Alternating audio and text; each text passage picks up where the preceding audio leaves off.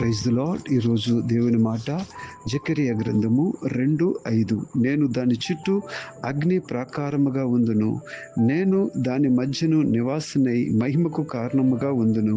ఇదే యెహోవా వాక్కు. ప్రభునందు ప్రియులారా, ఈ మాట యెరూషలేమును గూర్చి ఒక ప్రత్యేకంగా చెప్పబడుతున్న మాట. కానీ ఈ రోజున అది నీకు, నీ జీవితానికి, నీ కుటుంబానికి దేవుడిస్తున్న ఒక వాగ్దానముగా దీనిని తీసుకుందాం. దేవుడే చెప్తున్న మాట, నేను నీ చుట్టూ అగ్ని ప్రాకారంగా ఉంటాను అంటున్నాడు. దేవుడే స్వయంగా మనకి అగ్ని ప్రాకారముగా, శత్రువు మనలను ముట్టలేడు. ప్రియులరా, నేను మీ మధ్యను నివాసినై మహిమకు కారణంగా ఉందును. దేవుడు మన మధ్యలో ఉంటే అసలు దుష్టుడు మనల్ని ఏమి చేయగలడు? ఒక్కసారి ఆలోచించండి.